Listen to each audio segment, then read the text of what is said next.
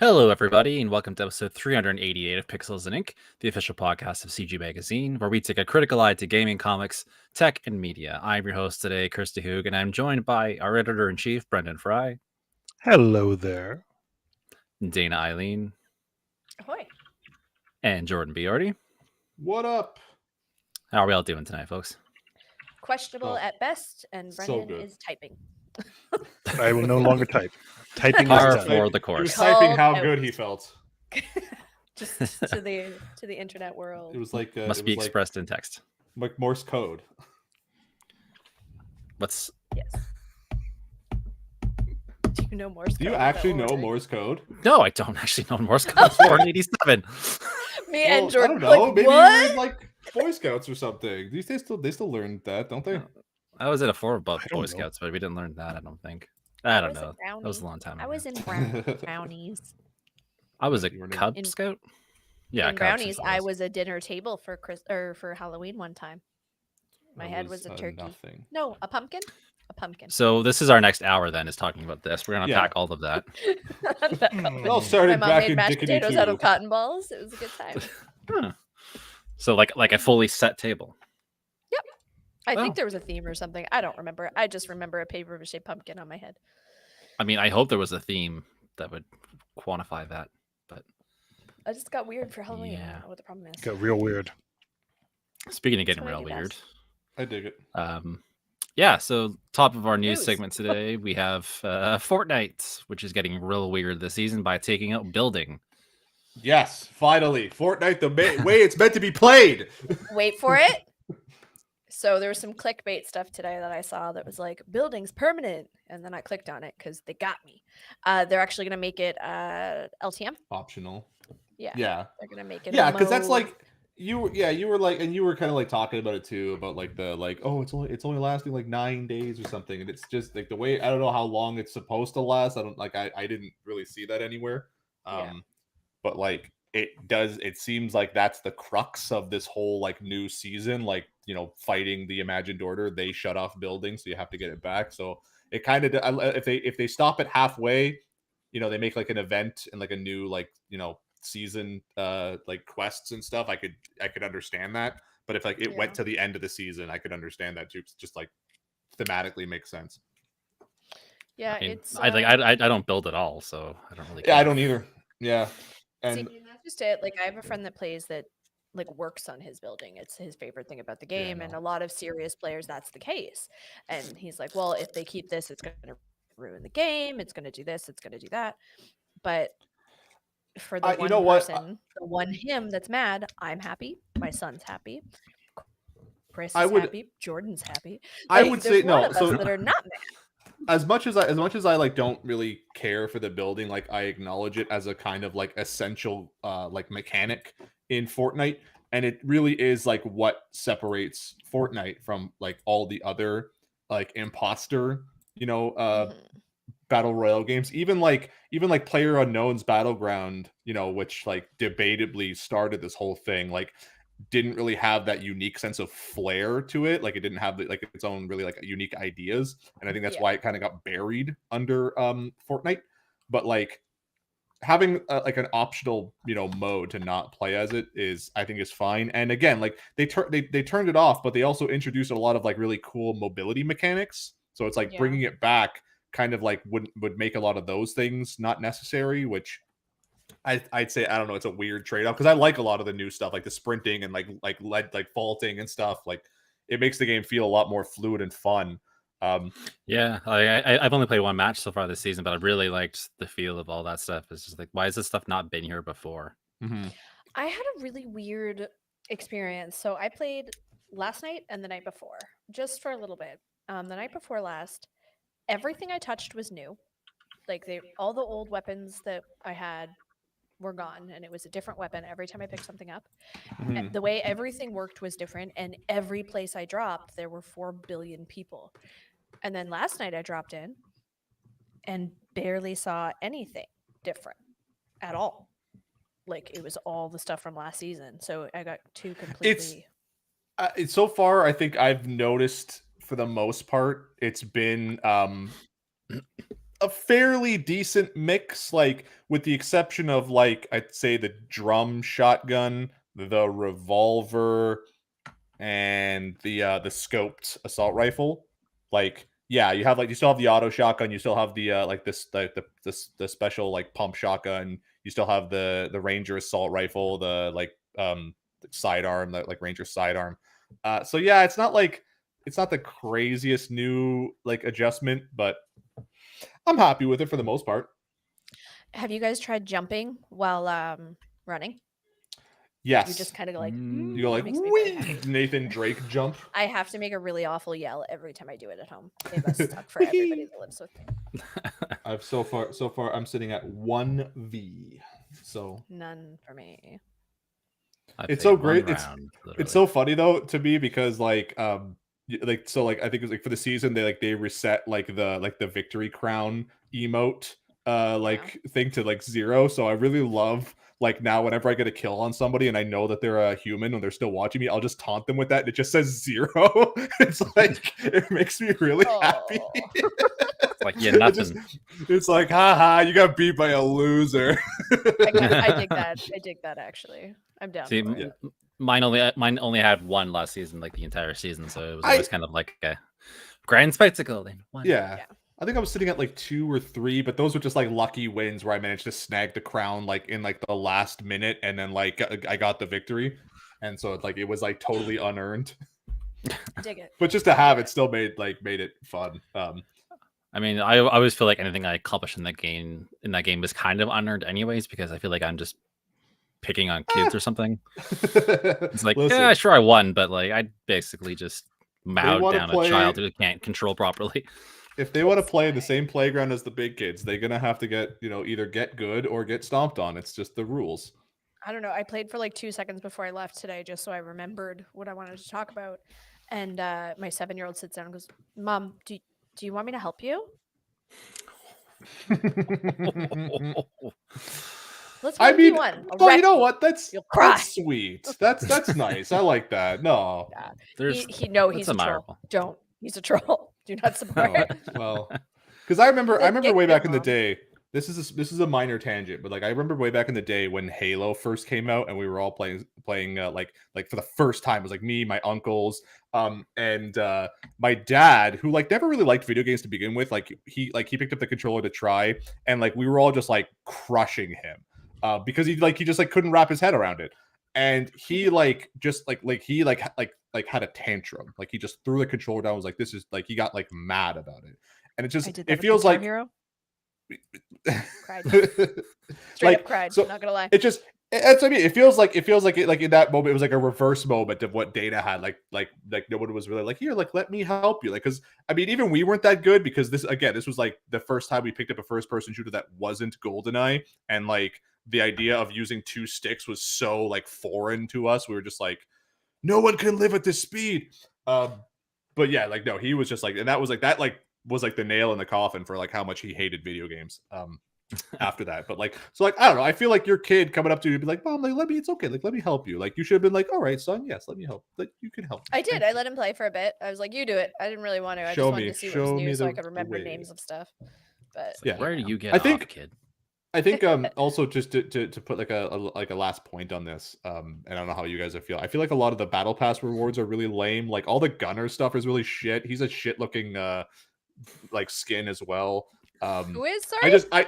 Gunnar is his name. He's the big like Oh. beef. He was the guy in the Spec Ops mountain that you can kill him and get his mini SMG. It was one of the foundation quests was to go kill him. Yeah, so now Yeah. he's like a skin. Everything he has is like a chainsaw of some sort. He's really stupid looking, and I hate him. I'm not a huge fan of the robot lady. At It's the not very best battle least, pass so like, far. No. I'll get an anime girl of my very own somewhere towards the end of the battle pass. So yay! But I do kind of like the Doctor Strange stuff. It's kind of a shame that like he's like gated to the very end of the battle pass. Well, Yeah, I that's mean, the like, the I- only point, good thing about right? it. Well, that's why I played so much Fortnite last season was to get Spider-Man, and he was like level Yeah, but- 90. So At the very least, I'll say that a lot of the extra stuff you got was really good. Like the I this didn't is the mind first time most I've of really it. looked Them, at actually. The gumball was really good. Like the The Haven was okay. The Ronin was okay. But like I think I still think that like everything you got out of it for the most part was pretty good. Like leading like the big like finale of getting Spider-Man was like the cherry on top. Like a few of the raps and stuff. Yeah, some of them are pretty good.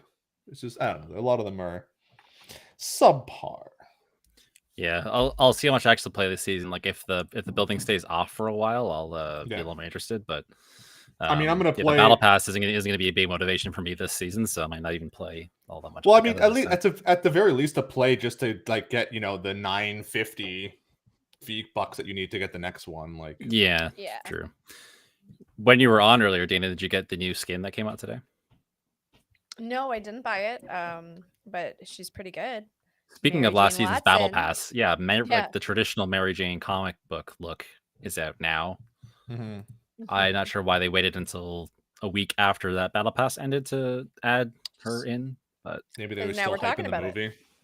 Oh, I just poked. Yeah, like that's something that makes any sense is if they were just trying to like distance MJ from the movies from comic Mary Jane. I don't know. It's weird. Yeah. There's quite a bit to talk about with Fortnite in the news this week. They also were donating proceeds from the game to Ukraine. I think I saw it's up to 50 million now. That's what I was just trying to grab a number here, actually. Yeah, it's 100% of all proceeds. I think for like the next like 2 weeks or something are going to the relief effort in Ukraine. 36 million at least is what we reported earlier. Well, no, sorry, actually that was as of the 21st.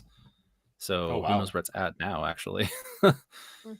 Yeah, I mean, with the amount of money like people spend on Fortnite day to day, like it's their hope. I mean, it's almost depressingly hilarious that like we live in a world where we could say like a huge chunk of like the relief fund for Ukraine came from Fortnite. Like, yeah, but a good deed is a good deed, I guess. It makes me feel good. I mean, gamers, we do things. We waste money on pixels to save. I mean, Epic did the same thing too. Ask us for money for the war, probably not. Ask us to spend money on pixels, and we will. Epic had a huge, like it was a humongous. It was like I think there was like 60 games in it, and it was like a $50 pack, and it was like 100% of the proceeds went to Ukraine. So on Monday when we ran our article, it was 36 million. On the 22nd, the official Twitter announced they raised 50 million, and I haven't seen an update since actually. So at this rate, they're probably over 100 million. Yeah, what would really be cool is if Epic matched that because they could. Mm-hmm. Yeah, but they really could. Yeah. Still, though, to put this much money towards it is nothing to sneer at either. So, yeah. This is true. I will not. No, it's really great. It's really great to see that how many people are like coming to the aid of the Ukrainian people because they need it big time.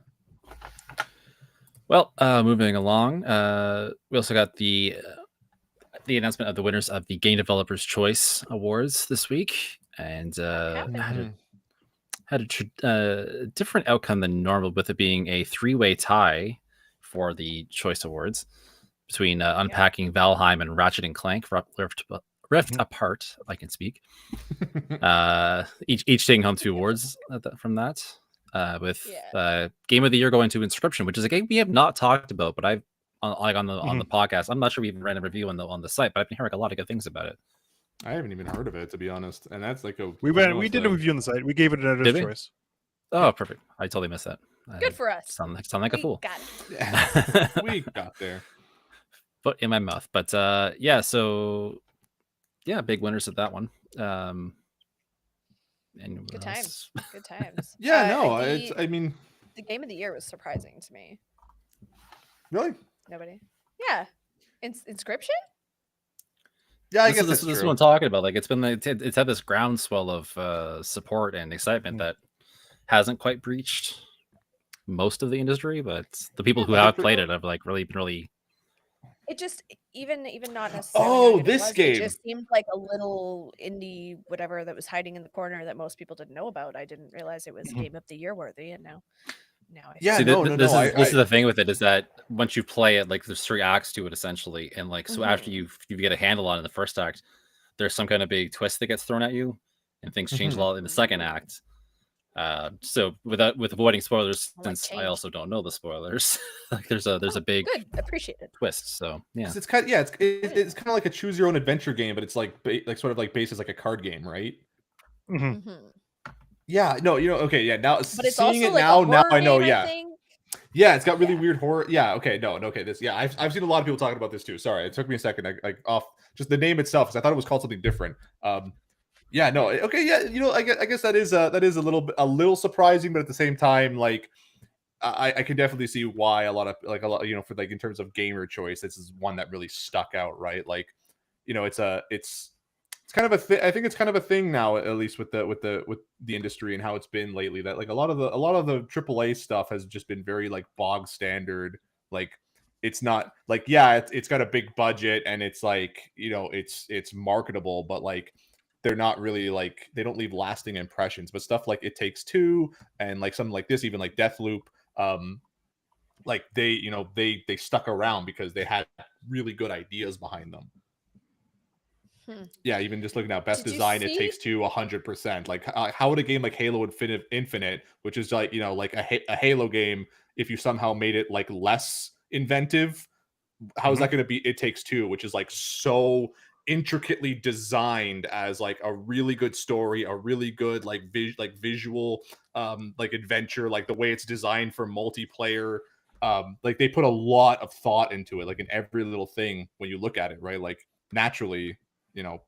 Don't game one best audio? Unpacking. Yes. I mean, that has pretty good audio. Is it like lo-fi kind of? I've only seen like video of unpacking like in like reviews, like video reviews. I haven't actually heard the music. Oh yeah, I heard it's really good. I actually like it's a very but it's also like very like emotionally designed, like the way you actually see this person's like life unfolding and the way that they're like just unpacking and moving into new apartments and stuff. Like it's got a lot of like depth behind it for something that like is like almost you could say it's like a mobile game. Yeah, I like it. I played it to like chill out one night and it was cool. I got upset because like there's a proper place to put everything and I was like, I don't want to mess stuff up. But I guess I was missing the point. So there's that. Unpacking doesn't seem very fun to me personally. It's like a calming thing that makes me stressed. Well, you're not packing, you're unpacking, right? Virtually. That's what I'm saying. If I wanted to, it's not something I do for fun. I don't know. I'd say there's a sort of like a chill, like zen to like actually like taking things out of a box and like putting it where you want it to go. Like trying to fit everything into a box, I would say is more stressful. But like when you actually like have it there and you can like kind of envision what like how you want your space to look and you're like making that come to life, I could see where a lot of like value is had in that. Yeah, I get it. To be, this is a strange tangent we're on now, but like this putting stuff in a box, that's Tetris to me.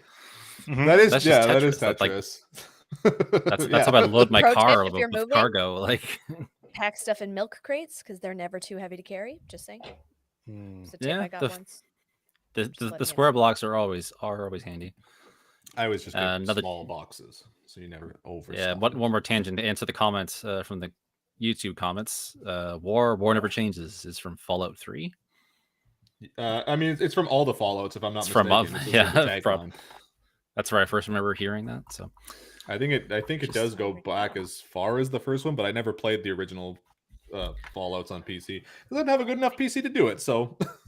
Yeah, I played a demo and it reminded me of, or someone was telling me about Disco Elysium recently, and I'm like, this looks like that demo of Fallout I played 30 years ago. So that's why they say arguably they're the best. Yeah, what else do we have from the GDC awards?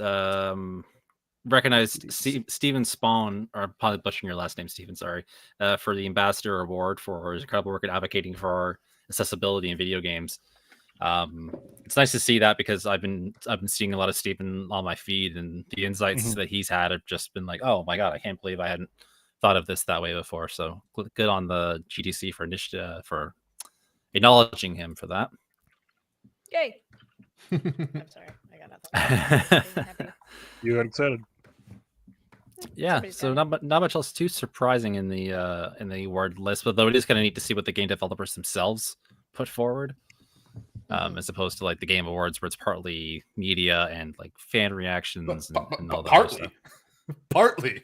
It is a 99.9% media and advertisements. This is feeling like deja vu, so we'll move along. This reminds me of a very long conversation we had a few months ago. Yeah. Jeff Keighley still hasn't added us about the whole Canadian gaming thing, so Yeah, because he's a coward.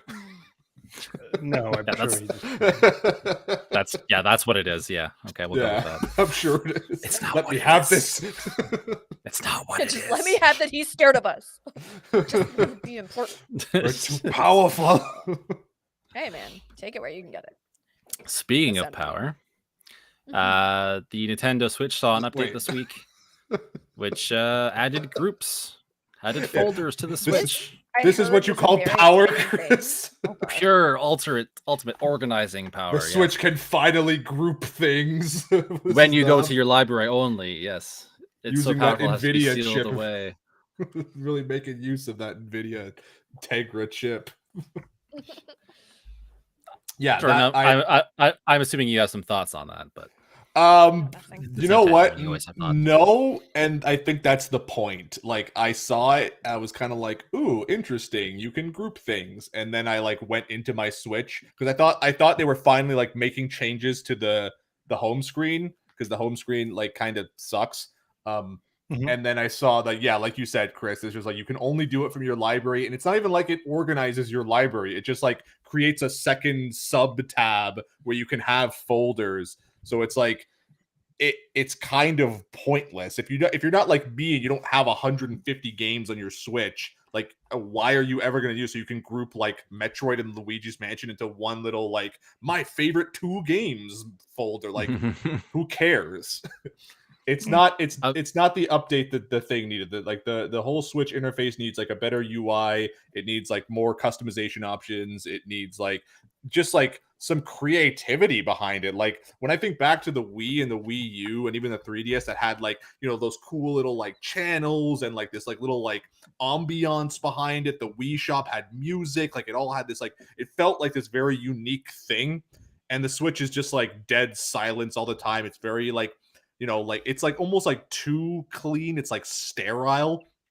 And it's just like it's not as fun as like what the system could be and like coming from its predecessors. So it's whatever. Yeah, I mean, like the last few systems had such good like ambient menu music. Yes. And it's like even I like hate like that. small things to be quibbling about, but like That would yeah, make I mean, me like, so I don't- happy. Like Fortnite has a lobby music, and Yeah. they have like customizable. Well, like- I turn it off. the way don't too know. that like the Wii and the Wii U and the 3DS too, like when you kind of like loaded up a game, it like had that little splash screen before you actually like started the thing, which was like it added a lot of personality to every game, right? Like it kind of got you excited for it. This Yeah. one's just like whatever. I mean, the Switch, in some regards, the home menu is like you said, needs a lot of work, but at the same time, it's very serviceable, and that's it. It's Mhm. serviceable, which is a bit of a shame again Mhm. when you look at the other consoles and how like kind of stylistic and cool Yeah. they were. We should strive like- for more than serviceable. Yeah, I don't I'd know. It's a agree weird. with most things. I'm like happy it's- that it's it a weird works. state. I feel that is not a 10 out of 10. Yeah. It's fine. I was kind of excited when I saw the news and I did the update and ran into it, and then I was like, Yes. oh, I don't know why I was excited. I don't know what I Yeah, it's expected. such nothing. Yeah. Because like even having folders on the main screen, that would still be a pain because it updates based on what you played last. So yeah, that wouldn't work either. But the 3DS did that before and it like worked, right? Because like that was the sort of thing where like maybe it was different for the 3DS because it was a smaller kind of device and smaller screen, but like I always felt that having so many like menu icons always did make that little interface feel cluttered. So like being able to put like all my Game Boy games in one specific folder, all my like, you know, like Nintendo stuff, like indie stuff, all in like one specific folder was like just a lot like made it a lot more like cleaner without really sacrificing any of its personality. Yeah, it's a weird thing with it's so many things that go backwards with the Switch, despite it being such a popular system. Like they've managed to go backwards in a lot of ways, like virtual console, home menu design, and now it's a weird paradox that we're living in. I feel like the Switch was don't get me wrong, I know it's Nintendo and I love Nintendo and it would be great no matter what, but I feel like it just got really popular at Brenda like that one. It got really popular, like pandemic, everyone needed one. So it just became convenient that we were almost okay with it not being flawless. I would argue that goes further even before the pandemic. Like I think there was a certain complacency, like for like not from like the gamers, because I remember even back when the Switch like launched, maybe it was because it was so popular and everyone was talking about it and everybody wanted one. These things were literally like constantly sold out in stores. Yeah. Like, but I remember seeing people like on like social media posting like really really cool like concepts for like backgrounds on the Switch. Like, you hover over like Breath of the Wild and the whole like background turns into like, a little splash screen of like Hyrule Field and stuff. Like, and just like the way like friend icons were located differently, the way you could like reorganize like the menu like buttons. Like, people were coming up with good ideas. Like, this has been a known like problem since the Switch launched, and like gamers have been kind of saying like, you guys could do so much better with this. And have done in recent memory. Yeah. So, yeah. Even booting up the Wii U to buy some games at the virtual console before it went off, and the do. Yeah. I was like, this feels like home. I saw it was a TikTok that was kind of just like, like the sounds of nostalgia, and it was all like the startup like sounds from like, like Game Boy Advance and all that stuff. And like, just honestly, just hearing that little like ding like from the Wii like brought back such good memories. Like, I was just like, oh man, I miss that sound so much. Like, that was the sound of happiness back then. Like I still my PS4, I've had the same theme forever. It's like the 20th anniversary thing because it has the different startup sounds looped into it. But yeah. Nintendo takes another small step forward. Nintendo, do better. We know you got the money. Just do it. But look at the hardware sale numbers. It's fine. Just do it. It's true. Just do it. They need to do better than a lot of these things, and I'll talk about that later. On that note, last bit of news. PlayStation is acquiring Haven Studios, but almost a year to the day since it was formed. What did they do? This is Jade Redmond's studio. Oh yeah, those ones, yeah. So I don't believe they've announced any kind of property that they're working on just yet. There's a mystery property, I believe. Yeah, we have no idea what it is. Yeah, just mystery. It's supposed to be a AAA multiplayer experience, based on a new IP as well. Fun. So, Multiplayer experience. Did they put anything in the past? Why do I feel like it's like? Is there anything we should know about from them that like gives us confidence? No, they literally just got formed. They just formed, and then just Jade Redmond's pedigree, essentially. Yeah. Well, cool. Things to say. But it's a Canadian studio, so yeah. We will say cool things when they do cool things. Is that good? Did I do it? Yeah, you did. You nailed it. A for effort. You crushed it. That's what I'm here for. Words and stuff. This is why Jeff Keighley is not answering our calls, because this level of the enthusiasm for the Canadian news here. Hey, I dig it. It's hard to dig it when I don't know what they're gonna bring. Like, that's what I mean. It's a good point. Yeah, no, for sure. I'm not just gonna be like, yes, Canada. I'm gonna be like, please, Canada, don't screw this up. It's not like it's not like them getting Bungie and we're like, holy shit, like, we know that's a deal. Well, absolutely. Those are the guys who made the good version of Halo. Oh my god, I made Brendan laugh. That was a good one too. You're so salty, Jordan. Just so salty. Listen, I thought Halo 4 was just okay. We don't really need to talk about 5 or 6. I've never played a Halo game. They're good. Don't. Halo 1 through 3 is like Reach. Oh, mwah, so good. Reach is fantastic. Oh, Reach is so good. And that That reminds me, I ending. haven't actually touched Infinite for a while. I was playing the multiplayer pretty consistently. I wonder for a while. why. Probably because it's more exciting Boring things as came all. up. Yeah. Anywho. Yeah, so we wish them well. It is still like there's not a lot to talk about with what they're doing because we don't know what it is, but it is nice to see that investment in the local game industry. But we'll move along into our reviews and impressions segments. Yes. And since I have something of a carryover from last week, I'll go first. I was talking a little bit last week about Stranger of Paradise Final Fantasy Origin, which I hadn't finished reviewing at the time, but I have now. And yeah, I mean, I feel like it brought a really good idea forward, and then just kind of left it there. Like, here's a thing. Here's most of a thing. Enjoy most of the thing. Stuff. Here is our 3/4 cooked meal. Is that the theme tonight? Just like thing, stuff. Thing. This exists. This is a thing you could buy and play. This podcast is a solid 7. The non-enthusiastic podcast. Well, yeah, that's true. This is a weird paradox again because like I enjoy the game, I enjoy playing it. It was fun. I even kind of got over the meme bullshit stuff that's in it, but just like they could have gone so much farther. Like there was. The fedora is fantastic. The fedora is flawless, and the fedora image we chose for the title of this review is it's so weird. That's 10 out of 10 right there. There is some A+ context to that picture as well, because in the scene, the character Jack is just randomly humming the Final Fantasy theme, like the main series theme, and someone comments on it, and he's like, "Yeah," he says something about it being like a classic song. Yeah, I was like, "Oh, there," and then changed his mind. He's like, I forgot the exact wording, but basically he says, "Oh, everyone knows this song. It's a classic." And he's just standing with the Sinatra fedora on. Yeah. And then Sinatra's also like they also use Sinatra's "My Way" in the game. Like that's so weird. It's a really weird thing. But yeah, no, there's a lot of stuff they kind of like brought to the table and then just left there. Like each mission in the game is based off of an environment from another Final Fantasy game. Cool. Really good idea.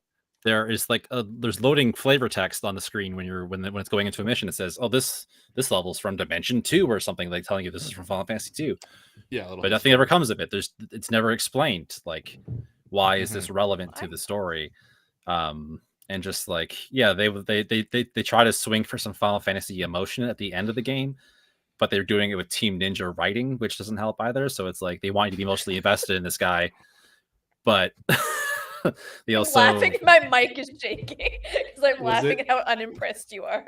Was it as good as the exchange between Dante and the soda lady from DMC? I don't think I've seen that scene, but I'm imagining it's probably the same. That was like top tier. It was literally I'm not hyperbolizing. It's like a solid 10 seconds of them just saying "F you" back and forth. Like it's mwah, like it's that energy, I suppose. Then it sounds like that energy. Yeah, just one step further, you would have had a much better game. But as it is, it's just it's a fun game, but it's not. I don't know how memorable it's going to be. So wow, that's too bad. The first time like Final Fantasy looked attainable to me. So it's the fedora. Did you? But Chris, yeah, you haven't answered the key question. Did you kill Chaos? I am. That's a spoiler. So I'm not going to ruin the name of the game. You can't spoil things like that, Jordan. Come on. Yes. It's not more. It's more than it seems. Maybe they fell in love and moved in together. Oh my god! Maybe the true chaos was the friends we made along the way. So. Yeah. Right. The true chaos M. Night Shyamalan was the friends we killed along the way. This reminds me of another thing that kind of bugs me that they left on the table. Like they kind of play with the concept of maybe chaos doesn't really exist. Maybe it's a concept. Oh god. But then I clearly don't. Again, then he shows up and is like, "Oh hi guys, I'm Chaos." See the name tag? It says Chaos. It's right there. It is on the name tag. Right on the fedora. What? Oh, Just like he gets a fedora Chaos. in the game. Chaos was the final boss of the original Final Fantasy, and I used to spend so much time staring at the damn poster map that came with the game, where they had Chaos's silhouette at the bottom of the map, like showing all the enemies and stuff that you could fight throughout the game with all their stats, and all of his stats were like question marks. And I was like, "This is so cool." Oh yeah, And even still, when I was reviewing the Final Fantasy Pixel Remaster a few months ago, fighting him again like brought back this little rush, and now he's a goddamn meme. Like it's frustrating that's in a fair. way. You put anything in a But, fedora and it becomes a meme. Chris, we know this. All that to say, don't like that's not all meant to be insulting or downplay the quality of the game. It's just it's fun. It's just not as much as it could have been. So Yeah. don't be discouraged by Final Fantasy yet, Dayna. Okay, we'll get me there someday. We'll get you there someday. So Sunday? Jordan, you actually Sunday works. I'm free Sunday. Cool. Jordan, you had some big ones though for games that came out this week. I had Deuce, and what? in a very similar vein, so I got to review Kirby and the Forgotten Land, and it's an apt title because they kind of forgot the fun. Like kind of well, okay, you know what? I mean, yeah, like it's like interesting for me to think about it, like because I grew up like loving Kirby. Like I played, I think I told the story in a review. I might have told it on podcast. I played Kirby Superstar for the first time in my life accidentally while I was in the green room to go on Video and Arcade Top 10. We were supposed to be playing Timon and Pumbaa's Jungle Games on the Super Nintendo. First, they gave us Kirby Superstar, and I was like, "This is amazing," because I'd never played Kirby. I didn't play Kirby's Adventure. I mean, I played a bit of Kirby's Dreamland, and but I was like pretty young. Like, I didn't fully grasp it. You didn't fall in love yet. So you just had some not at the time. Feelings. And so and then they gave us the Lion King SNES game, and they're like, okay, this is the game you're playing. And then we went out onto stage and we were playing something completely different. Just thinking about like all the Kirbys throughout the years, like leading up to the more recent Kirbys, like they were all like really inventive and really like memorable and fun. And like I think ever since Return to Dreamland kind of toes the line, but it's still a mostly good game. Like I would go back to it. But like Kirby's Triple Deluxe, Planet Robobot, I didn't play a lot of Star Allies. I wasn't like hyper crazy about it. The like Battle Royale weirdness, like weird sub Kirby games they were making at the time too, like none of them left any lasting impressions on me. And Kirby's and the Forgotten Land is very much the same. Like they present it like it's this big thing, but every like level is fairly small and contained. There isn't a lot of powers you get. There's only 10 powers in total, and 2 of them are like what used to be like sub powers, like sleep. Sleep was always kind of like a joke power. Like you just got it and Kirby went to sleep and it was like, oh, it's cute. And like the one where you can just like wipe out an entire screen, it's called Crash. Like again, like that was like an extra like sub power you could get. They like give it like a dedicated real life. It's pretty neat. Yeah. You just like what was that? Was it Final Flash? I think it was Vegeta's move where it just like blows up the world. Sorry, did you just say Vegeta? Yeah, Vegeta. Yeah, from Dragon Ball. Dragon Ball. His move, Final Flash. I'm pretty sure he does. I think he's like Final Flash, and he like blows up. That's not what she heard. That's like that's an ODNG joke, and I'm not going to get into it. This is a dark hole that we're going to avoid. So yeah, like it's like they dedicate 2 like spots to those powers. So realistically, there's only 8 like powers. The 2 new ones they add are not like the best. They're very like limited too in how you could do it. Like you go back and play like previous Kirby games and you had like, like a neutral attack, an air attack, like a running attacks, like some cool little like sub attack. If you did like an up down combination, you do cool stuff. This is like you press one button and it's like attack. And then like the way you upgrade stuff too, it's like the same thing. It's like it doesn't really fundamentally change the power, it just makes it like a little different. So it's not like it's really worth like playing with. I got one that was the fire thing where you can upgrade it to where the point where it's just like broken. Like you can set bosses on fire, they take constant damage. Like it's just dumb. They don't really do a lot with the mouthful modes either, like where you can absorb the shit and like turn into like a car. Like it's like it's rarely used, and it's like something I noticed with a lot of these new Kirby games where it's like they don't like take an idea and say, okay, like this is an idea we have, let's find a way to incorporate this into the entire game. It's just like, we have an idea, let's make like a few levels where like at one point the rest of the level is just built around this idea, and it's just like, that's it. So You is use it once, it's one and done. supposed to be like the new, just I could be completely misunderstanding the game, but it's supposed to be like an open world version. It's not even remotely open world. It's just But it was 3D supposed to Kirby. be, right, though? Like No. that's what No. No? I totally thought that was the plan. Well, I was the like, way- I would like I think that. a lot of people saw the footage and Yeah. assumed open world the same way people did with Arceus, Okay. right? So I'm not 100%, completely yeah. crazy. Yeah, no, that's Okay. kind of the way they were selling it. That's why I kind of Yeah. thought so too. And then I And saw a that's little bit not more what of it, it and I was kind of like, okay, I don't think they're going open world, but like maybe, you know, like, yeah, they're doing like a Monster Hunter thing where you can like fly around and go to these individual levels. We're but like no, we are assuming a lot of stuff is open world these days. Like I was talking to someone who had Everything. bought Stranger of Paradise and thought, oh, like I bought it thinking it was open world game because of Mhm. this one shot in the trailer. No, It's yeah, it's no, not at all. No, I so- also and- thought and- that was. and that's part of the thing too about it, like the fact that it's a wholly 3D ish, like, or like wholly 3D Kirby game Mhm. doesn't really work in its favor, because like a lot of what made older Kirby games work, like, you know, with the way you got the powers, the way enemy placement was, like it worked really well in two-dimensional space, you know, because of like, you know, you only have like two ways to move around, right? So you have to kind of play around. You can play around with different powers, whatever works for you. Like there's only ever one thing impeding your way, sort of like in one or two directions. Now it's like you have these giant open spaces. They don't throw a lot of enemies at you, so there's really no challenge, right? And I said this in my review, where it's like, okay, I understand that this is a baby game made for babies, but it's like, even Mhm. as a child, like, you know, when I was a little kid, I loved Kirby Superstar, and it had teeth. Like it felt challenging, despite like, well, not being completely impenetrable, right? And it's like, you know, I don't want to be one of those gatekeepy guys who is like, oh, games need to be harder these days. It's like, but it's like, this game doesn't even really try. And it's like, I appreciated the fact at 1.2 that they got rid of the lives system. Like they do the same thing that Odyssey does, where if you die, you'll like just lose some coins, but the coins aren't like super useful. Like you can buy some like single use items that you can keep like on you. So like, you know, if you need like a health recovery item, you can just keep it midway. I don't know when you would ever use it. But like something I noticed that it does, which I thought was weird, but I guess interesting, is that like if you start taking hits repeatedly, it actually starts lowering the damage caps. Because I like effed up one of the challenges to save one of the Waddle Dees. So I decided just like to kill myself just to restart the level.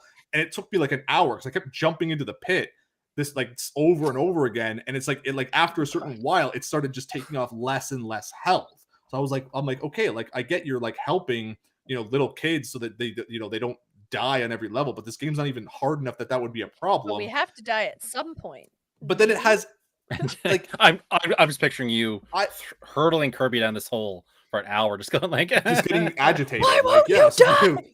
Why do you make me do this to you, Kirby? There's an item that gives you a second health bar, and like there's two modes of this game. One of them is the wild mode, which is like the normal mode, and then there's spring breeze, which is like baby mode for babies. Like you get extra health, like enemies don't do that much damage, like the casual mode from the Yoshi games. Yeah, it's like, I don't know, I would say it's beyond casual, like because that's the thing, and that's the thing I think about too, with the Yoshi games, or at least like Yoshi's Woolly World, and even like looking at Kirby's Epic Yarn, like those games managed to be difficult, like without really being impossible, but they like redefined the terms of why it's difficult, right? Like like there was actual like, you know, necessity to collecting all the beads and wanting to get the gems to do that stuff. Like this Kirby doesn't really have that, like insofar that I guess you're getting the Waddle Dees to open up the town, but the stuff in the town isn't like that much fun to do. You get a couple sub games and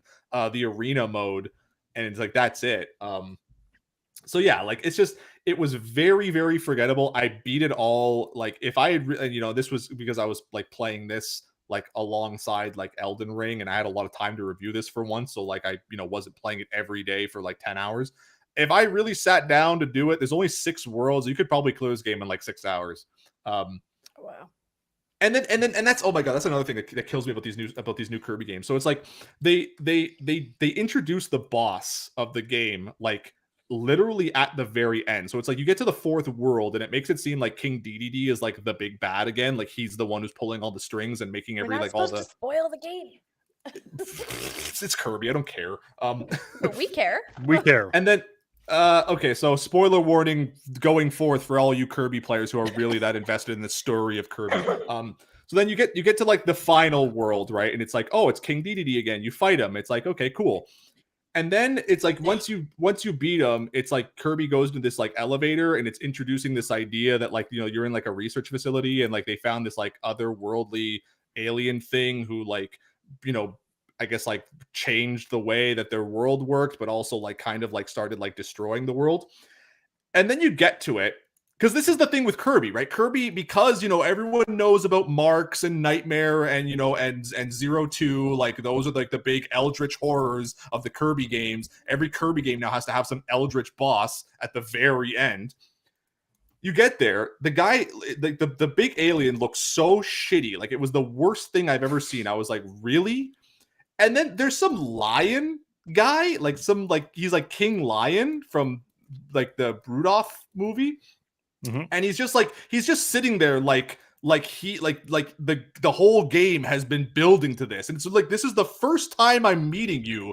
And you're sitting there like, I've been waiting for this moment for 5 minutes. Like, and then you beat him. It goes into this weird like Akira thing where the alien turns into some giant blob. And then he merges with your little elf friend with the rodent thing. But then it just turns into some generic looking like eldritch like angel with like a staff. And I was kind of like, even like, I get it that people thought that was a good idea, and now you want to have every Kirby game have this like big thing at the end. Even Planet Robobot had the balls to like bring back the big thing from Kirby Superstar that like made Marks the way he was, the Wish Comet. And it's like, there was no build up to this. It wasn't interesting at all. Like it's just they're just doing it now just to do it. So it just feels very lazy. Yeah, like and then I did it. There's like an extra mode at the end where you have to like blow through like all the levels, but they're like kind of like mishmashed. And that felt very like, I was like, no, I don't need to do this. I'm done. And I just like deleted the game. Then I played Rune Factory 5. It's a mess. I was a big fan of Rune Factory, as you know. I love me some Harvest Moon. Kind of took me a while to get into Rune Factory because the first one was really weird. Second one was really good. This one, like, I said this in my review. I think saying that like the bones of a good game are in this, because it's like that's not what I got to play. It's just like I checked online to see. Like the Japanese version was really busted, and it's up to version 1.1.1 now. The North American version released at 1.0.1, so it's still got like all the problems. It runs like ass. It's like at any time it's maybe like 15 frames a second. Lot of visual glitches. There was I brought this up in my review. There was one cutscene where they introduced a character, and for whatever reason, all my characters were just like looking around, and then their heads started like twitching out, like Lisa from you were telling PT. me about that. There was one part where I booted up the game and it froze on one of the like publishing card screens. So that was fun, and I sent that to Dayna. Yes. And well, we know who it's made by. There was another time, so when you boot up the game, right, like depending on what your language option is set at, like the main character will read the title, be like Rune Factory 5. Like for whatever reason, I booted up the game once and it read the title in Spanish, and there's no Spanish language option, so it was really bizarre. Giving you a little lesson, keeping you on your toes.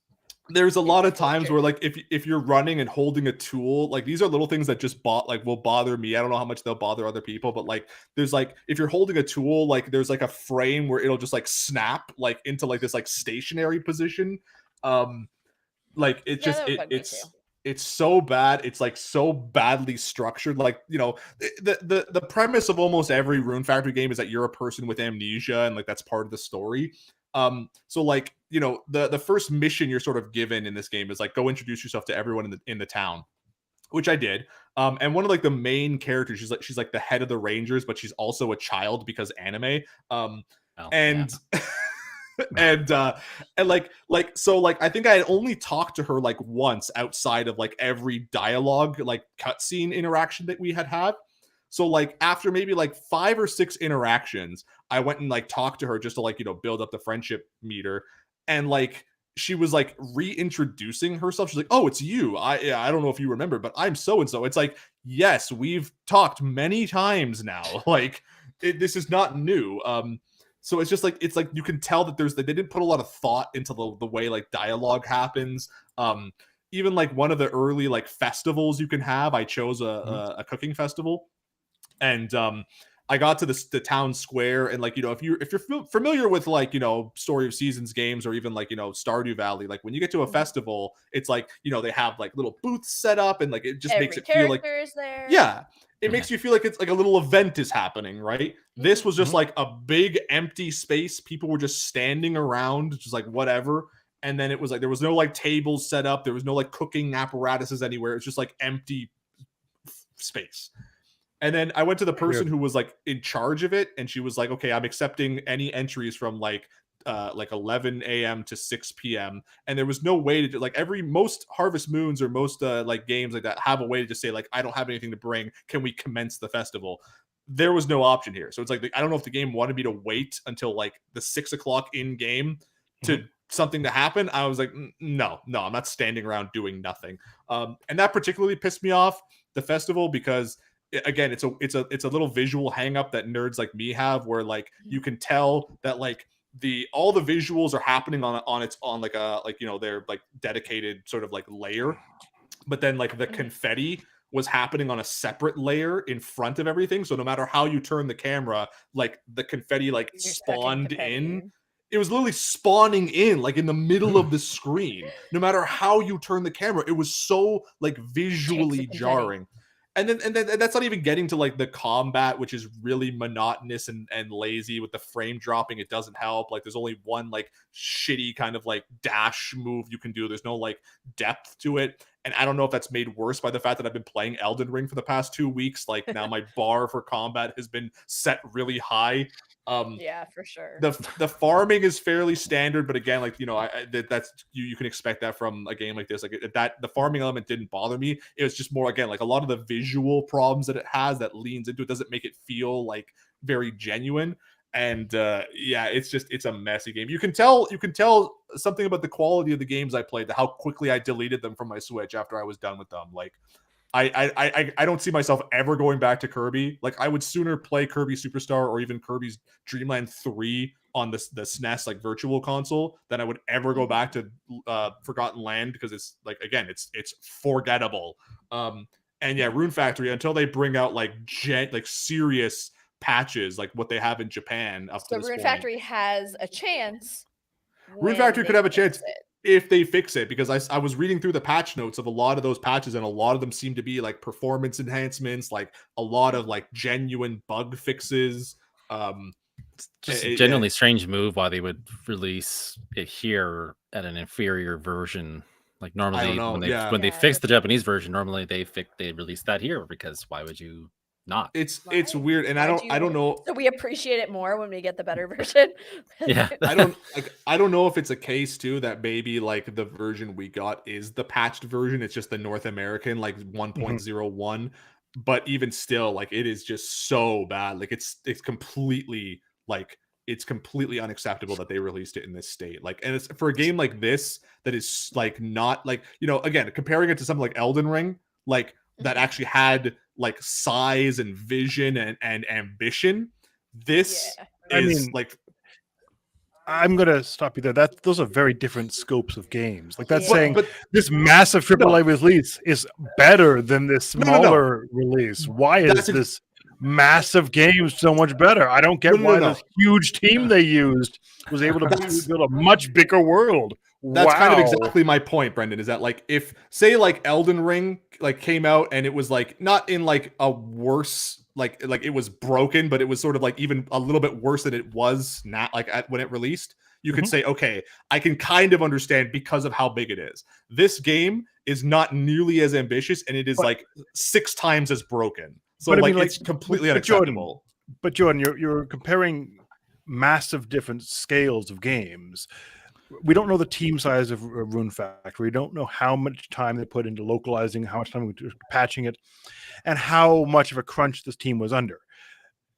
Do we I'm want just to? confused why they would release a shittier But- version here. But this is than what I mean, like- Brendan. This released in Japan in 2019. Like this is not new. Whoever my was point working is- on this, like But I'm saying, Jordan, is you're looking at the problems you're seeing, and you're saying, well, they patched it in Japan, but it's not patched here. It might be patched here. We don't know what the exact issues they had in Japan unless you looked up exactly. I what looked issues up. they I had. looked at patch. I was looking at the patch notes. And some of almost those- every patch is like performance enhancements and bug fixes. Like, But I I meant, linked it do you in know- the review. Okay. My Like- point was, do you know exactly what patches were applied to the version we have here compared to there? It really actually doesn't say because like on the list that I found, it said that all the patches were going live or supposed to be included like in when it released in 2022 or on March 23rd. So like So this But might you- just there's- still. Yeah, because I know you did wait to But- see if there were any patches. yeah, already out I there. genuinely waited to see like if all the patches would come into the thing. But like regardless, like if this is the best that they did, like I said, like if this is all the patches they put into it and it still runs like this, because like you know this is beyond like being on the Switch, because we know the Switch can run things. It's not an incapable system. Like I you know, like I always do, I'll bring it back to Breath of the Wild. Like Breath of the Wild is probably like, you know, twice the size of a game like Story of Seas or Rune Factory 5 on the Switch, and it runs. So like that's kind of my point. Like regardless, you know, I get what you're saying. You know, we don't really know like who was working on it and what and like how, you know, how the development for the North American version went. If it's kind of Even just if it's like be- one guy though, they should be like, "Hey guys, this they is had a ready." template. Like yeah, like this it was not ready for release. And like a Yeah. game like No, this, I- it's I- not you know, Jordan, it's- I understand that point. I was saying comparing a game like Rune Factory to Elden Ring, that is not a fair comparison. Even if the game released pristine, you're like, why is this game has less scale and scope than Elden No, Ring? but That's not fair. I'm saying, That's like but saying, why is a Mario game better than a small indie release? Scope and scale and team sizes will often determine how big or how polished an experience can be. Also, Well, but- QA departments. How big is the QA department for Elden Ring versus the QA department for Rune Factory? That's another thing to take into consideration that is often misguided and not thought of when looking at a release. Your system configuration, how much space you had in the system. You could have had a specific situation, not saying you did, but Mhm. it's really not fair to compare games of different scales and say, why does this one game do something when this other one doesn't? That's not fair. You can say, not- why does this game release in a broken state? That is perfectly fine. But it's not fair to a team to say this other thing is better. Why is it? I'm not Just I mean, I'm just not- taking a step in. I'm looking at Metacritic's user reviews, and I'm just losing all faith in the concept of user reviews because if the You game have is it this already. busted, well, I already like when I say go all look faith, at I the didn't Gran have a lot to start Turismo. with. It's Right, failing what- now because they went offline for a day. It's like, oh, game had microtransactions, bomb score. Meanwhile, this game Right. has a lot of 10s and 9s and 8s. there's Right. a lot of when weebs it were could waiting be- for it. Yeah, for sure. Yeah, it's disappointing to hear that it launched that way because clearly people were very excited for it, judging by Dude, these. I was these actually comments. really looking forward to it too. Like when I saw the review option and I saw when I remembered that like Rune Factory 5 was happening and nobody on the team had claimed it, I was like, oh, like I'm gonna jump on this because I actually want to play Rune Factory 5. Yeah, you were excited when I gave it to you. And yeah, like it's just it's totally like no way, you know, like and even Right. and that's not to say that even like the last one too, like I don't know if it's like Marvelous or whoever like kind of like coasting like on you know, or like resting on their laurels, because like Pioneers of Olive Town didn't launch in a great state either. And you know, and for like a, you know, for like a Story of Seasons game, I was willing to be a little forgiving to it because I was like, okay, you know what, like it's a lot simpler. Like it's not you know, like, you know, it's not trying too hard. So like, you know, like maybe, you know, a couple patches, fine, whatever. Like if they just get the frame rates up, I'll be happy, right? Like, but this one I'd was worry just more like, about that festival dialogue, stuff like that is much Yeah. more. that's what I serious mean. Like problem this for is me like in these games. legitimate, like things are missing. Like this is just, it just feels lazy. And you know, and That's like pretty bad. I don't want to, like kind of like you I've said, seen Brent. that Like I don't happen want with to. games that are like number 5 too. They've just been like, people already like this. It'll be fine. And I'm like, By this point, Please yeah. don't. Please But don't. it's a weird thing because that's what I mean. Like Rune Factory 1, I remember like being fairly primitive, and it was a weird kind of game just because like the reason I didn't get into it was because it had this weird system where like they were really selling it on the idea that it's like this is a Harvest Moon, but you can also go into dungeons and fight monsters, and it's an RPG as well. Yeah. But then it's like they locked how you got to go to the dungeons. Like you had to get like permits to do it, and how you did that was very like archaic and not explained very well. You know, so and then like 2 came out on the DS, like was really good, fixed a lot of problems, had a really good story, a really cool like mechanic where you sort of start as one character, and then once you sort of reach the end of that like point, like once you have a kid and you like, you know, get married and all that stuff, like the story like shifts, and it's like your player character's like, oh, I remember who I am now, and he leaves and you take over as your kid and you start a whole like separate game.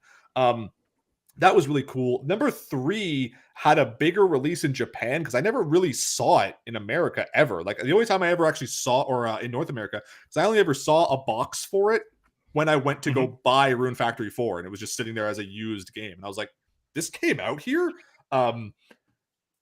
So yeah, like it's not like it's had this like really like you know, wide adoption where like number 5 is the one that they really phoned it in and just like stopped trying on. Like you think that number 5, and they made a big deal of it. They had a direct announcement and everything. They re-released number 4 on the Switch. Like you think they really would have tried extra hard on this one. Like, you know, it's We'll just have to wait and just see if any really patches do come out for it.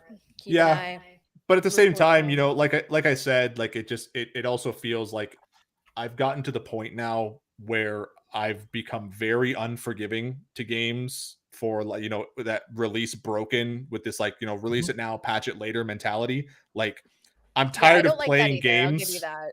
That's what I mean. I'm tired of playing broken games and people are just like, oh, well, you know, give it like a month. They'll patch it. It's like, no, I don't want to buy for $79 Canadian, $90 after And tax. hope they fix it. You know, yeah, and hope to God they Yeah. fix it. Like it should be fixed when it goes out. And I'm just like, I'm not playing games. That's why I gave it a 4 out of 5, because like by my like not only by our like the CG standards, but my own like this is bad even for a Story of Seasons. Like it got the score it deserved from me. Like it's just Yeah, I mean, I kind of feel like this March we're seeing some studios launch games that just need to be crammed into the financial year that ends at March 31st or something. So, not to say that's what's happening here, but I've Never getting that vibe from process something that. this month. But anyways, Wink, wink.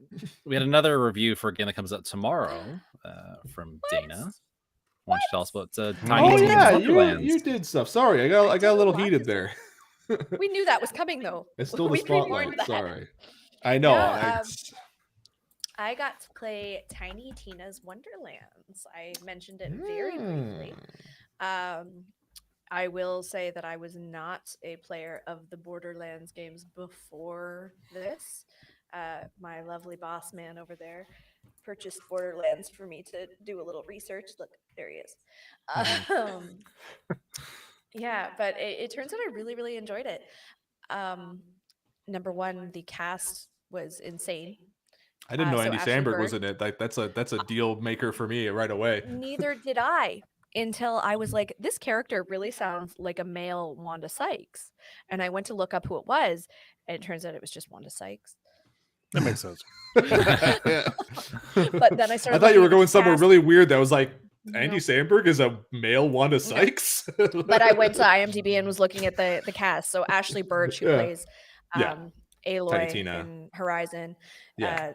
Yeah, Hey, Ash, but what you Aloy in playing? Horizon. She plays Ray in Fortnite Save the World, which was Oh, get a outta big fun here. surprise for me.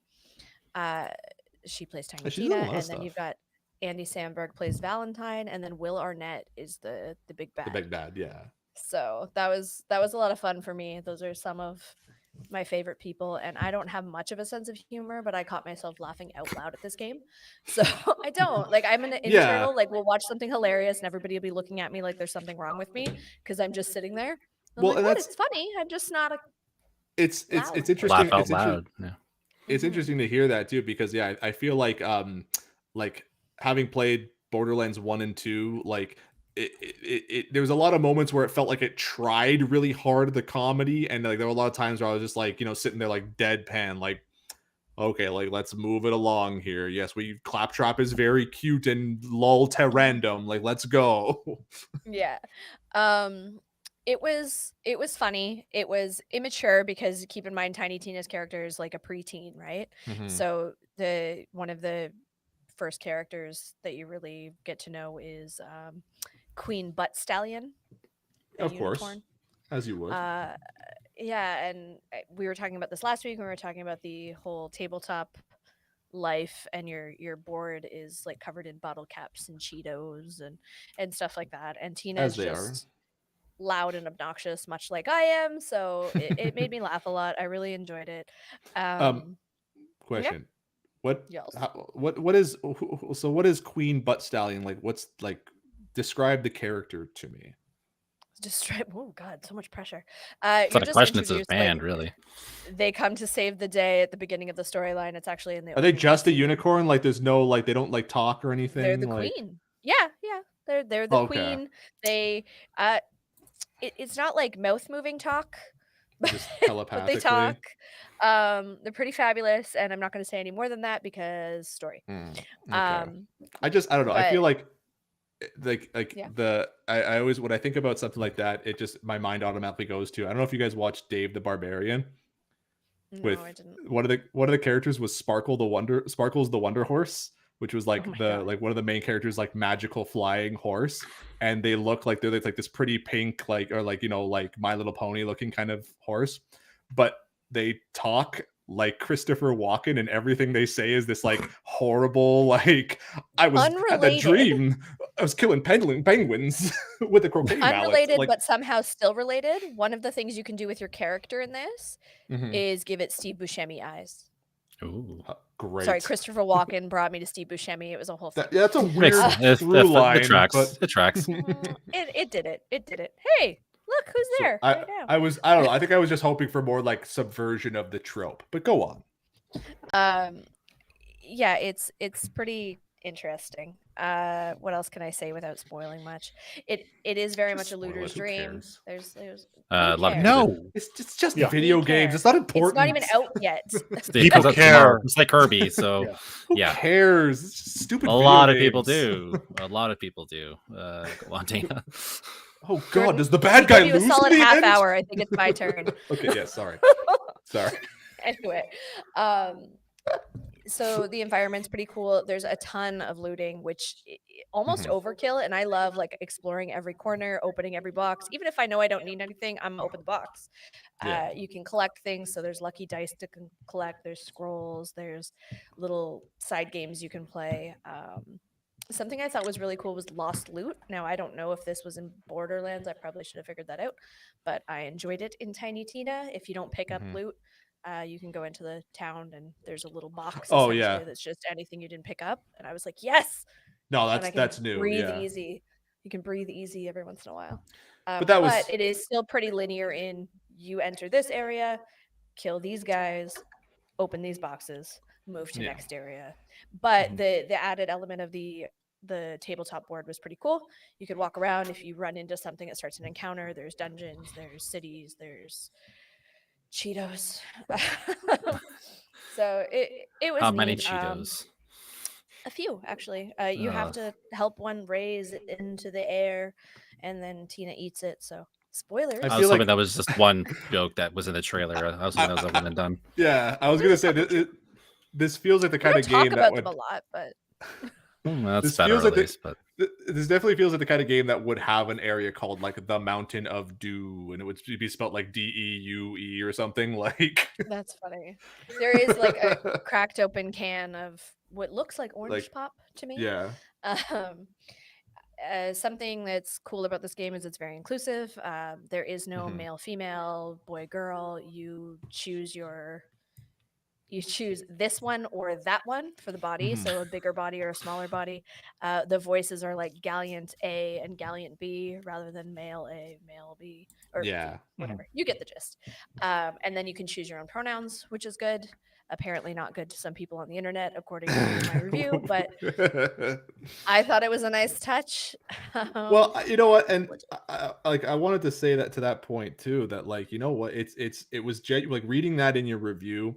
Like it was genuinely nice to read because like I think we've talked about it before. We were talking about it in Story of Seasons. Funny enough, how like Yeah. a lot of games that are trying now to be more inclusive towards like transgender people and like the LGBTQ like community, they sort of only really ever get like halfway there, like Mhm. Yeah. So actually like seeing a game that really committed to it and just said, okay, you know what, like it doesn't need to be an issue, it's just here and you can have it if you want it. What issue? Like, What's so bad? Nobody's about this losing and that anything. one? Like I didn't use the word boy or girl. Oh, yeah. it's like Yeah, even God even forbid. even It works. Pokemon has I got the corrected the point. language on this one. Get over it. Like Yeah, it's like, the way yeah. things are going. Get over it. It was good. It was a nice touch. I hope that it works out well. The only other thing that I would say is I don't know if any of you have played the Fable games. Mhm. Oh yeah, yeah. The dialogue and the comedy style is very much Very like Fable. those games. Like, very which very Fable? Very silly. dry. Well, I guess that's fair.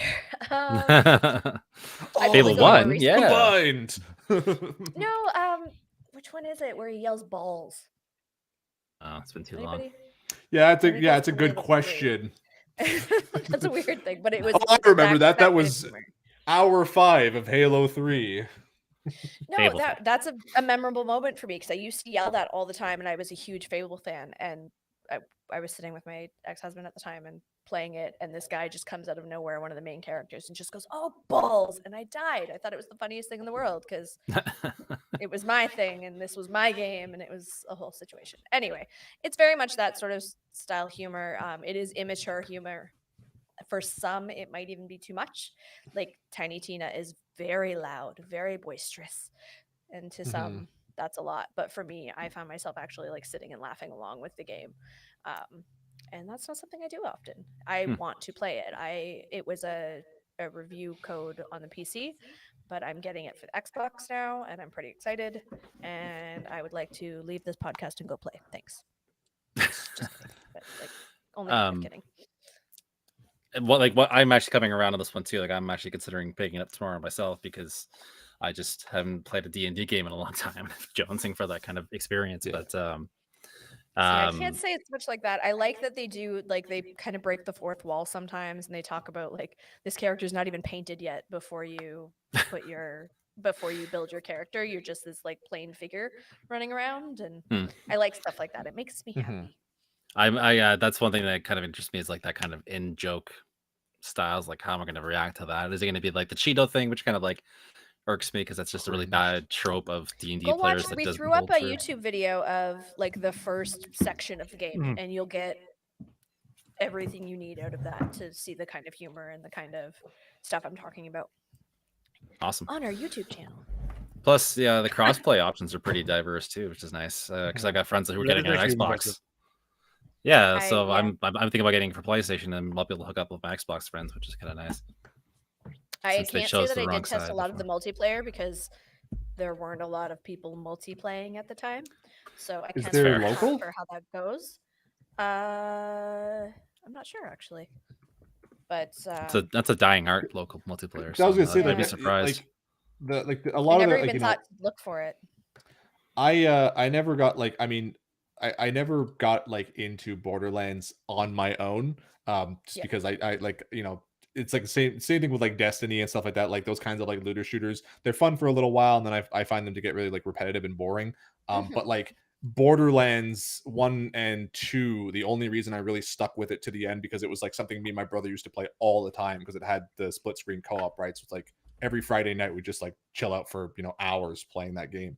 And it's just a good time to like have with someone else. So it always felt like that was at least one Yeah. thing that would carry through on every Borderlands. You'd have at least like 2 player split screen. But what you just said about like being the looter shooter and it getting boring, that's kind of something I say in the review too. Is it very much is that kind of game, Mhm. but the actors and the script and the Make it story fun. kept me enjoying myself. Yeah. I also liked that I could like shoot skeletons and their heads would fall off and they'd still live. And that made me happy too. But you know, So with the Skeleton looter luck. shooter genre, there comes a lot of like replay and stuff. Like, how much of the acting performance will carry into like the replay? Do you think? there's a Like, lot to find in the game. So if you're a collector, you'll want to go back. There's also a chaos dungeon when you reach max level that every time you play it, it's different. So Hmm.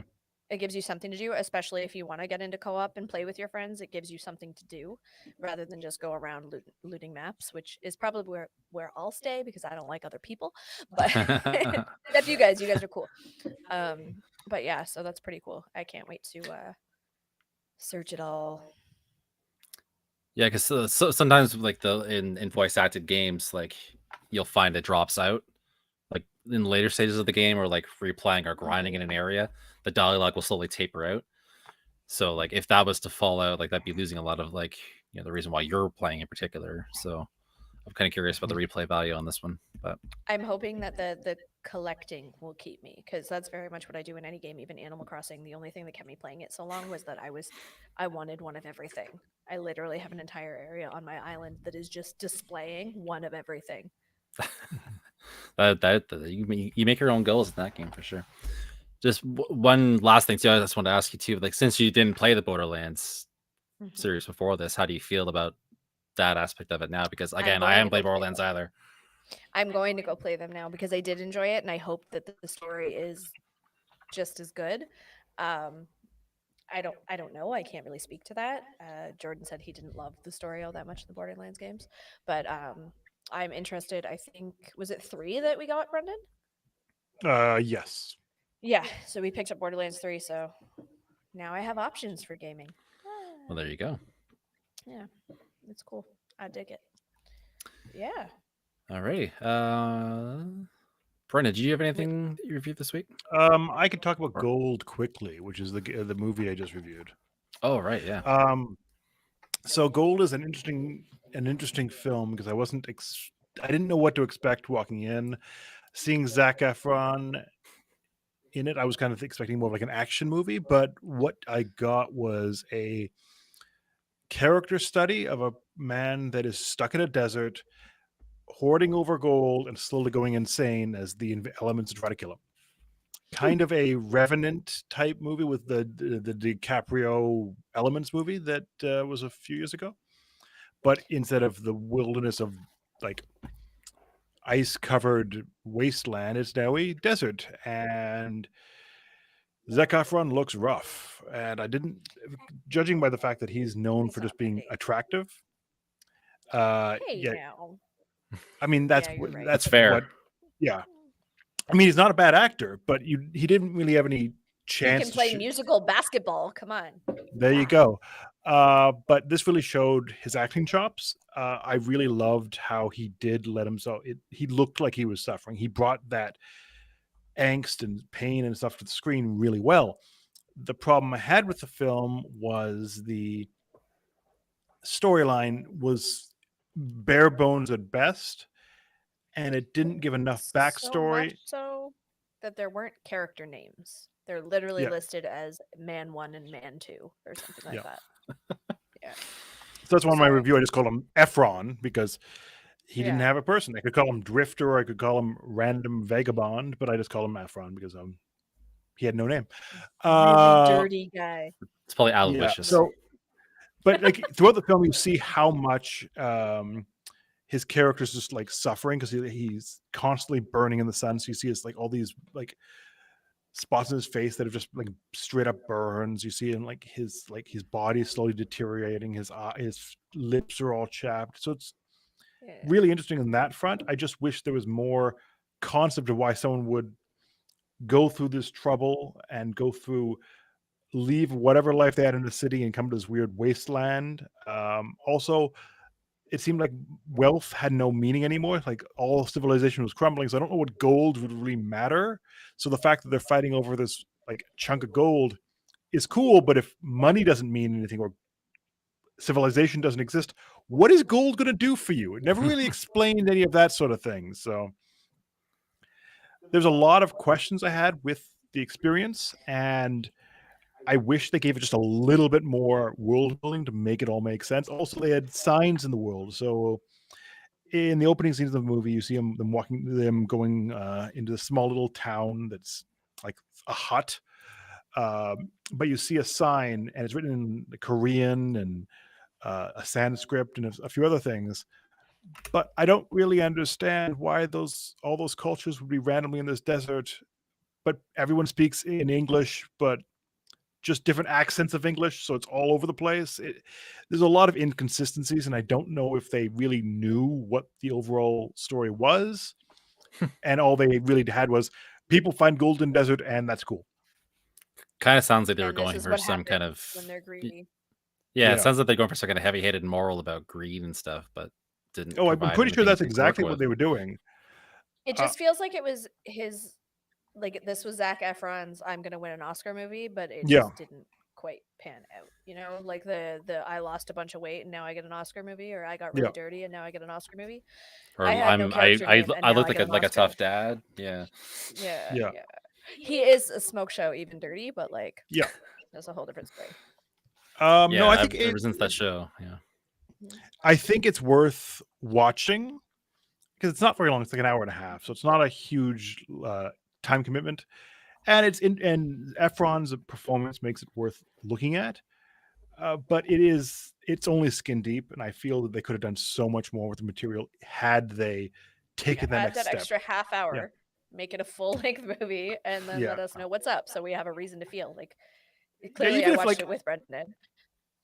But even if they had like a scene of like what it was like in the city, like why Efron left, or showed what money matters, or given enough backstory so we They kind of understand explain where he's going, but we don't really know why or what to get a job. exactly. But But they've it also wasn't said really. It was like a weird like convent kind of thing. Like he was talking like he was going to join a cult, and we're like, why? What? Okay, Yeah. feelings. there was Yeah, a lot it's- going on. yeah. Yeah.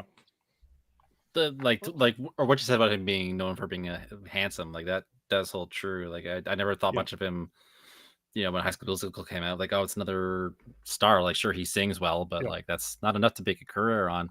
So when he came back with that show on enjoyed him. Netflix like a year and a half ago, like my wife was Yeah. watching it because she used to love High School Musical when Yeah. we were teenagers. And I was like, what the hell happened to him? Like, he's so different. I feel like this is just like Are him you talking trying about the to. show where he was like learning about energy and all those? Yeah, kinds of like things, or, him going yeah. around having people explain things about the world to him. Yeah, going to all these weird Yeah, places. I did that with him. Or I didn't I- do that with him. I watched that with him. You were there. Awesome. I was there. Um, I'm the camera guy.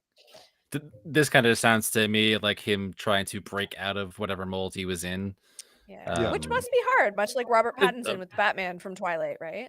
Absolutely. Like this feels like a proof of concept. Like, hey, I can do a like He should have played the Joker instead. substantial role. Mhm. Yeah. What's up with that Maybe guy? yeah, what's going on there? Just like that guy from Eternals who I thought nothing of and didn't care for his character whatsoever and thought he had no character. He's the Joker? Okay. All right. We can play in this space, Warner Brothers. Let's go. Mhm. So let's kind of move into our last segment here, the what you playing. Because I don't know I will if say, this would just fall for under. continuity's sake, we've lost Jordan to technical difficulties. He may be back, he may not, but I don't want to leave it a mystery like he's been murdered. Oh wait, as he comes in, literally just told everybody you left the whole internet, I was and then Hi, you Jordan. made me a liar. here. Ooh, with burrito finger. I'm sorry. No, don't remind the burritos. Don't break. Yeah, we don't need to talk I about that. hate one. everyone. I hate everyone. Yeah. That's You okay. hired So- all of us. The end of our review section / start of the impressions section. I'm checking out the new iPad Air. It's received in the post. Yep. In the post. Is it iPad Air Yeah. or iPad Pro? The post. iPad Air. Okay. Although it can do some things that the Pro, that you would expect of the Pro. I Cool. was in a briefing earlier today, and I'm really impressed with some of the stuff it can pull off. They're showing us some beta software that's like stuff that's not out yet, but coming out. Very, very exciting. Some of the stuff this thing can do, like the 3D modeling of this one program, very intuitive. Like On an iPad? yeah. That's pretty cool. So in the one demo, we were shown basically like laying out the floor plan for a kid's room. It's like Okay. so he had drawn prior to the demo like a set of climbers or something, like a bunk bed that was looked like a treehouse you'd have outside. So he wanted to draw like a window in it. Drew a really kind of shaky thing with the Apple Pencil, and the software just recognized what it was and corrected it into a proper rectangle, which is great for me because I suck at drawing on tablets. They sent along I the suck at Apple drawing, Pencil. period. I suck at drawing, period. But yeah, so that's the new iPad with the shiny blue case on the back. Can you show it yet? Yes. I say after Okay. showing it. Maybe I'll just put that back down there. No, it's this is all visible. Like this would be on their website, I'm Right. sure. It's just what it can do so far. Yeah. Yeah, so You yeah, get shit it's about spoilers. Yeah, well, I didn't everybody give needs away that the entire today. didn't give away the entire game. But anyways, yeah, some of the stuff that it can do is like I'm surprised an iPad that's not an iPad Pro is doing this. That's really cool. Because the Pro's been powerful for a while, from what I understand. I don't actually have one. The Pro but, is really powerful. Yeah. Yeah, and like these are some of the functions that were, kind of restricted to the Pro before. Now they're in the Air, which is really exciting. Yeah, and just my one kind of quibble with the accessories for the last iPad I reviewed in November was that they weren't really up to standard for what I thought. They fixed that this time around. The case goes around the entire thing. Last time it was just like half a case, so I was like, well, the back of the case is exposed, and this is a rental. Like this isn't my own thing to worry about. Like you're giving me anxiety here. No, they fixed that. The case is fantastic. The new keyboard is really solid. Looking forward to seeing what it can do in my daily life. Awesome. As we work on the review for Yeah. that. So Spoiler alert to anyone listening: we don't always get to keep the tech. yeah, Like, this is leaving me soon. Aw, just like the chair left. Wait, But yeah, that was the iPad Air. Cool. Nice. What y'all else been all playing? right. What y'all else been Fortnite. playing? Well, Tina, clearly, because I had to get that done really late the other night, and then decided not to post it for 2 extra days because I hate sleep. But yeah, Fortnite with the fam jam. I have my Switch here with me. I might go back into Story of Seasons because I'm wild like that. But now I want to play Tina. Brendan, you doing anything? No. Jordan. That's par for the course. I mean, Fortnite, Elden Ring, which I actually had to take a big break from while I was playing recently, just with like circumstantial stuff, and then I was playing Kirby and I was playing Rune Factory. Kind of jumped back into Smash Bros again. Part of me hates it, part of me loves it. I dummied some people today that made me really happy, but then you hop online and people are really cheeseball and it's very aggravating. Yeah, you know what? Funny enough that you mentioned that, I kind of want to maybe go back to Pioneers of Allentown myself because I need to have a game like that in my rotation just to be my I don't want to Yeah. think today. That's like my- I just want to love life. that's Animal Crossing for me, really. But I kind of feel like Rune Factory 5 left a really bad taste in my mouth, and now I need to play like Stardew Valley or something to remind myself. It's like, no, wait, farm sims are still really good. Like, We like that. you can have combat and farming in a game, and it doesn't have to be terrible. Well, there you go. I don't think I still own. Chris, are No, you I actually don't. playing anything though? I checked out I checked out Fortnite for one or two games, like I said, but Destiny 2 had my attention last week because of the Iron Banner event. Mhm. It's like a weekly rotation. Well, not a weekly rotation. It comes back. Yeah. So Iron Banner is a PvP event that comes around a couple times a season. So that was last week's kind of feature in the game, and Alright. still on the grind for getting my power level up. My one kind of complaint with the game multiplayer wise these days is that the power discrepancy really feels high. So if your power level isn't quite up there with everybody else, it really feels weighted against you. Like all the damage I'm doing doesn't really compare, and then like someone will come in and take my kill, which I don't really care about normally, but there are goals I'm trying to progress through. Yeah. I wouldn't care because it's a team based PvP event, so I don't care as long as we win. But when I'm trying to finish a thing so I can get better, like cooler gear, I care then. So Yeah. Damn That you. makes sense. That's but when yeah, we no, play that's Fortnite. We're like, oh, got your kill. Sorry. I'm like, I don't care. I suck. it's Be lucky squads. if I get It's one. fine. Yeah, exactly. But yeah, I might hop back into Fortnite this weekend and see what's going on with that and enjoy the no building while it lasts. It's pretty fun. I honestly think you will enjoy it. Like Until you That- like accidentally that run into movement a boss, alone. and you're like, ah. the movement's cool. Like shifting from a sprint into like a slide is really fun. Like yeah, the way you can just jump like everywhere now. really It's quickly like grab onto ridiculous. ledges and jump up onto things. Like It was And really yeah, cool. like- I was funny really impressed thing. with the demo thing. Is I didn't even really register that because I've been playing Tina, and you do Mhm. that in that game. That's Just normal. yeah. You run and you mantle, Well- like it's even called mantle. And then I was doing it in Fortnite. I was like, oh wait, Yeah. that's not supposed to. What? Doom Didn't Doom register. Doom 2016 did that too. Was like, I mean, there was like a lot of the games before that did it too. I think COD was doing it for a long time too. But like I just love I- that I didn't even register that I was doing it because Yeah. I've been doing it elsewhere. I was just like, this is fine. I'm like, But, something's like, different. and that's like that's the thing too. Like that's where like because there was like one moment where I was laughing because there was I got into a fight with a guy. There was like a big like square bunker in the ground, and like my brain was still attuned to Fortnite as like you need to build to do things. So I was like, I fought him, and then I got killed, but he was like he like fell into that hole. So I was like, oh well, sucks to be him. He's stuck in a hole now. The storm's gonna come and kill him. And I didn't even register that like he didn't need to build a ramp to get out of there. Like he just like jump and vault up out of there. So yeah, like it's just like the a lot of the movement options were compensated for by building, where you could just like ramp up a lot of things. Mhm. And but like it's been very nice to play Fortnite and not like get into a game where you fire one bullet and then a guy builds this giant tower just to like get shot by me again and die in 5 seconds. Like Yeah. you got nowhere to I run do now. like the shooting. The shooting is fun. Yeah, but at the same time, Yeah, I also mean- like there was like a certain degree of strategy to like kind of like building walls to like give yourself some cover, like when guys were For firing me, at it's you just from a having distance. to run around shit now.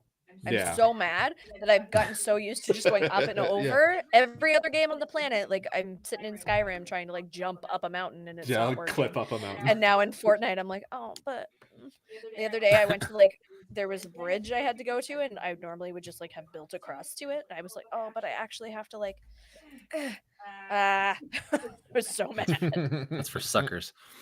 Yeah, I mean, like literally the only time I ever build is if I'm trying to revive somebody and I want to throw some cover up. That's really Yeah. the only time I ever built in Fortnite. I And- I almost try to exclusively, panic like, build when somebody never shoots do. at me, but like it's like wall here. This whole camera thing is messing with me. Wall here, wall here, wall here. None of them touch.